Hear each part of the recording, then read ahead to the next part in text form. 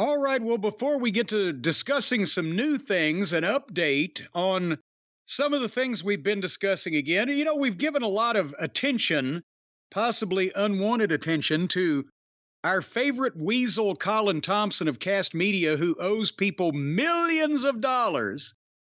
But we haven't given as much of the spotlight to another weasel involved in this whole altercation. Boy, there's a real weasel farm involved here. I didn't know there was that much money in the weasel breeding business. They attract each other. Apparently, well, that's why they breed a lot. Both these weasels are probably f***ing each other nonstop. Maybe even the other one might not even know it, but nevertheless. Rob Ellen, who is the CEO, founder, and chairman, according to him, of LiveOne, who is involved in this alleged attempted deal with Kast Media to put one over on the SEC. I'm just kidding. To do something that would require SEC approval in terms of issuing stock in a company to pay people back for money that Colin Thomson has misappropriated. We've gone over all of that.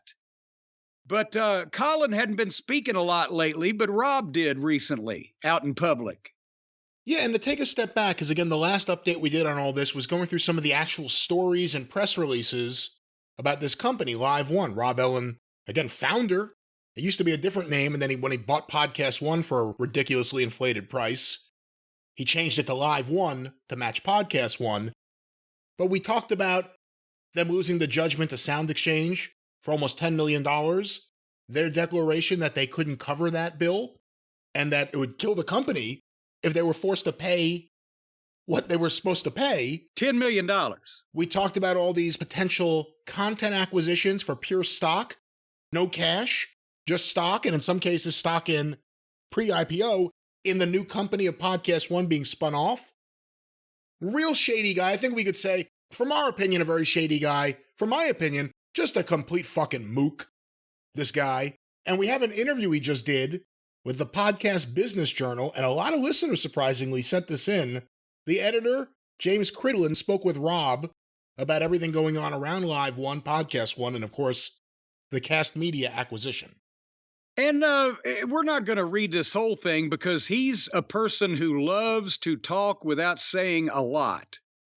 You will see that it's like the WWE writers. You'll see paragraphs and paragraphs, but when you analyze what was said, you really learn nothing in answer to the question that was asked. But we're going to highlight a couple of parts of this that just the audacity, or in the words of Jackie Fargo, the gall of you to say these things. We want to highlight a couple of things. And he's bandying around the names of all the big names that they got in their podcasting lineup. Here's another thing. I wonder if Rob Dial and Brendan Schaub and Whitney Cummings, we haven't been able to hear how much money that they might be owed at this point. Right, and that's, again, the problem. We're willing to say, you guys stole a bunch of money from us. We hope to get some of it back, but that's not going to stop us from telling everyone all about all this shady bullshit.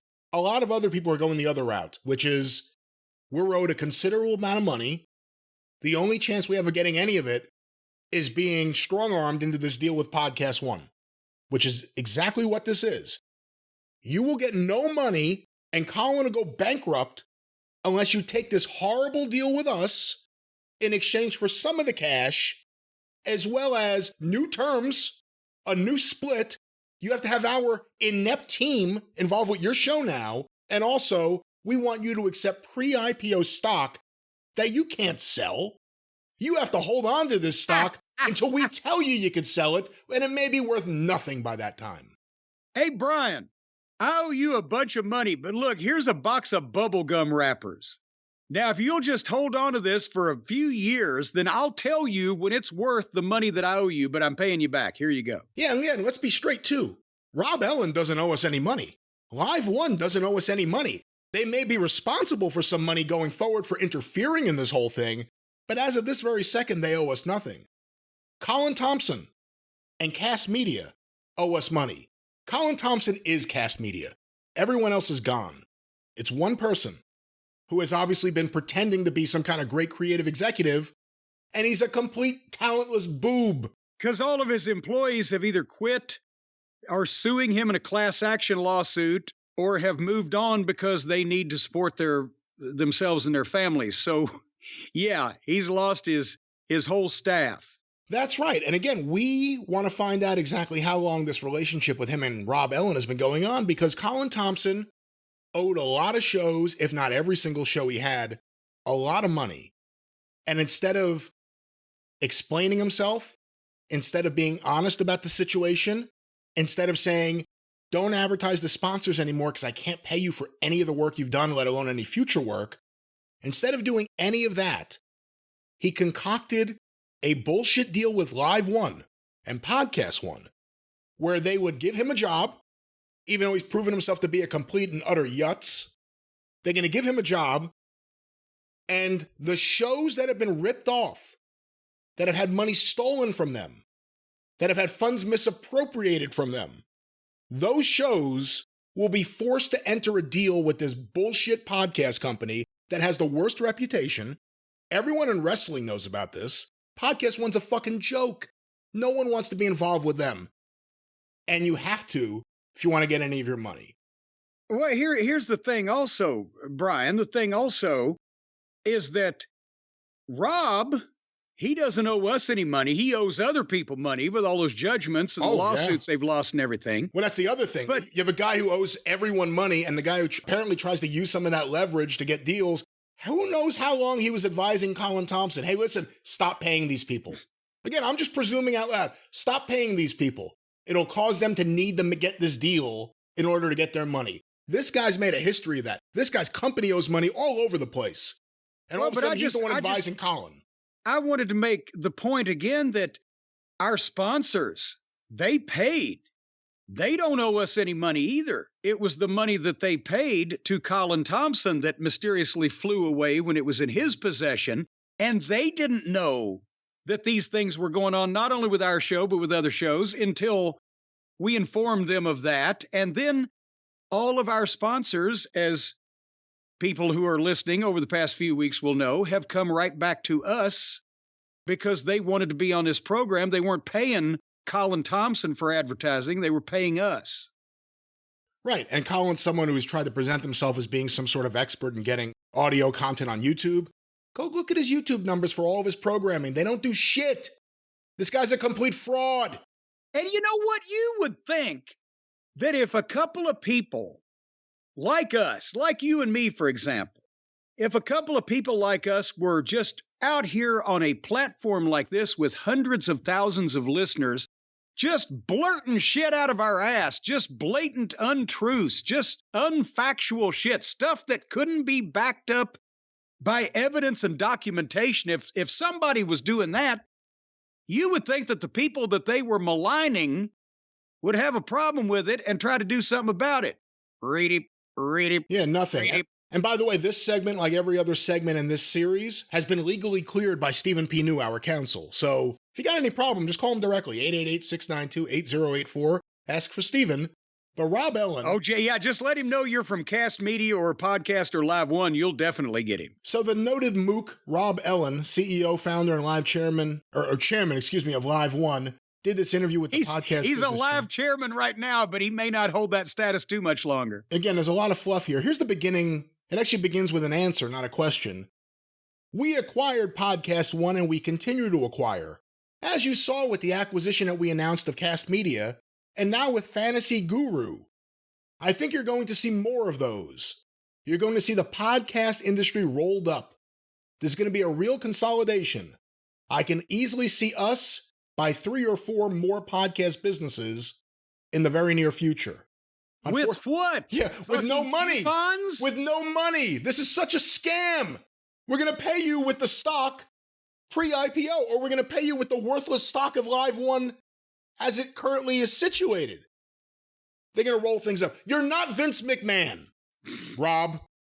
You're not Vince McMahon. You're not going to buy a bunch of things and build Podcast One into a great business. Podcast One, in my estimation, is not sustainable going forward. Beyond the judgment, there's more issues. But anyway, let's get back to this interview. The topic, Jim, was brought up about podcast TV later this year. Where does Rob think things are going with podcasts and video? This is Rob now. Podcasting has gone from 200 million to 1.6 million? That's still in the first innings of where what the fuck is this idiot talking That's about? a typo. I think it's 200 million to 1.6 billion. It must be, yeah. Of what? Listeners? That's still in the first innings of where podcasting is going? What is he, Heyman? You're watching the habitual behavior of consumers move more and more to podcasts. We've grown from 7 sponsors to over 700 in 3 years. There's always the joke, you have a face for radio. But there's also a lot of hosts that have crossed over between radio and video. Now you're watching video explode. And I think it's just going to continue to grow. I've talked about second windows, podcasting becoming TV shows and movies. We just did a digital live show with Adam Carolla, which nobody watched. I think there's so many opportunities for podcasters. This is a big opportunity for video, and the acquisition of assets from Kast Media really expanded our video dramatically. Oh! First, a radio video boogie with a suitcase. How much video did Kast Media have? And if that little small bit of video that Kast Media had expanded their video dramatically, then how shitty was their video to begin with? We're talking about, is anybody associated with Kast Media doing any numbers on YouTube? Because they had nothing to do with our YouTube. And if they were claiming claiming any of our numbers, he was lying again. So where else is, I love Sarah Silverman. Haven't seen her YouTube numbers doing anything next to ours. No. And again, this guy's talking almost past the reality, trying to get a message out there to Wall Street. He's trying to get a message out there. This really has nothing to do with the realities. Oh, video is a great thing. Who would have ever thought people want to see videos? You fucking idiot. This has been the business for years. Sorry that you guys are playing catch up because you have a fucking shitty podcast company.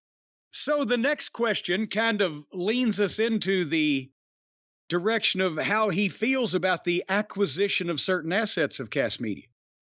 When we bought Podcast One, it was a distressed asset. Luckily, they had Norm behind it.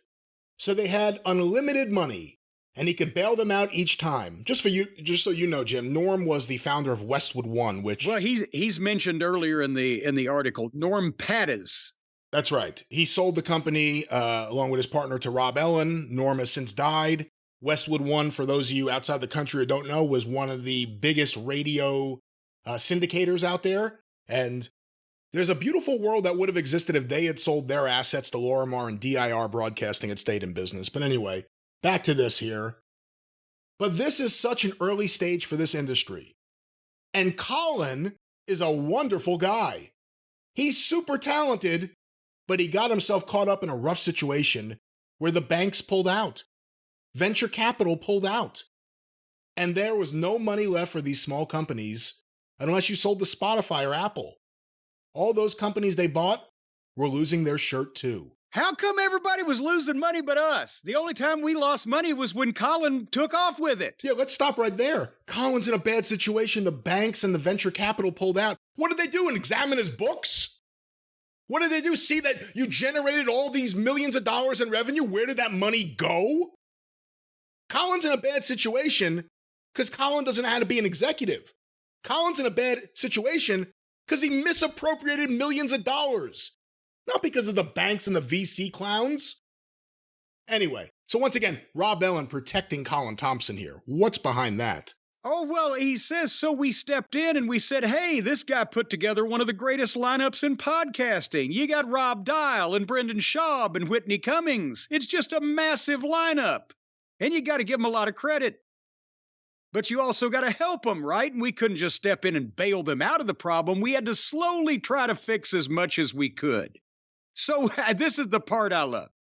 So whoever wants to come and be a real partner and change the economics, the 80-20 deals are all before. They're never happening again. There have to be fair deals that both partners can make money. Brian, our 80-20 deal that we have with our new advertising agency is never going to happen again, even though it's currently happening. It's never going to happen with a company like Podcast One that's unsustainable. They need to try to grab back as much of a percentage as they can from the creators for really unjust reasons. Go get an advertiser and pay a reasonable rate. You don't need a company like this. What are they going to do? They're going to pay your hosting? They're going to cover that? Hey, listen, if you're making any money with your podcast, do your own fucking hosting then. What would they do that would necessitate a 60-40 split, which is what we saw? Are they going to spend a lot of money marketing and advertising your show? Probably not. They don't have a lot of money. They're trading everything for stock. The parent company says that they have to pay their judgment. They're out of business. But he's trying to give all these shows, according to him, a good deal. We've done terrific so far. We've announced a couple, including more news. Millions of dollars are moving over. We said it could be as high as 10 million. And I would say we'll be halfway there shortly. And there's no reason why we can't get all the way there. Yeah, there is. Good. Then they can pay the $10 million judgment and be back where they started from. So again, this goes to the idea of what really went wrong with Kast. The revenue streams are fine. Every show has advertisers. The advertisers pay. That's the revenue stream. It's the person managing the stream who diverted those funds to unknown places. That's the problem. He's a beaver. He's building a dam in the middle of the stream, diverting the stream. There have to be fair deals so both partners can make money. What does your company do, Rob, that any podcast would really need? You have a shit team. Your hosting can be done by anyone. Your distribution can be done by anyone. You have no good marketing or advertising. Your production doesn't really matter. What do you do that would cause a 60-40 split to be in any way acceptable? Nothing. And that question you were asking is of a gentleman named Rob Ellin, E-L-L-I-N, who claims to be the CEO. You can't take any of these people at their word. Claims to be the CEO of LiveOne. That's right. And once again, he's a mook. Let's go back to him here. We've spoken to every podcaster. We've offered really fair deals. Equity in our IPO to help them. They have got to decide for themselves whether or not they want to go to another platform. No other platform is going to pay them for the past.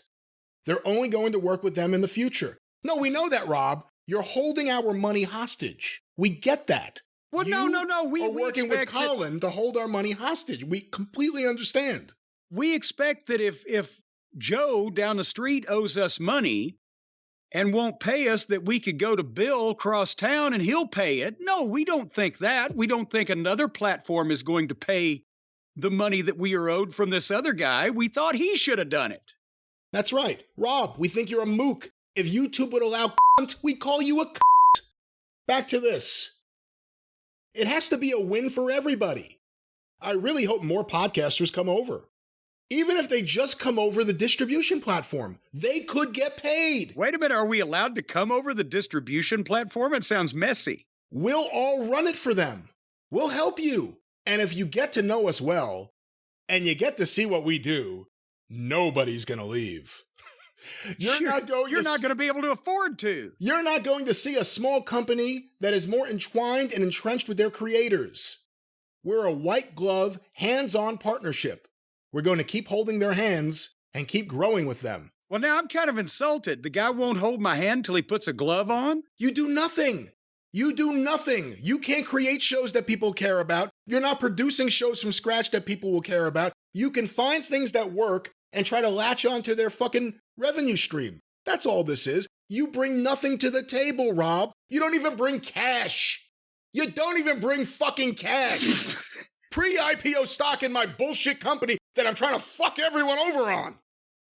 Back to Rob Ellin here. We've gone through tough times with Podcast One before we acquired it. We made it clear to them, you cannot move with a fistful of anger. You have to move over where you truly are in partnership with us. There may be some words missing here. Transcription issues possibly here, or maybe he's just having a small stroke. And all of us want to grow and build together and do something great together.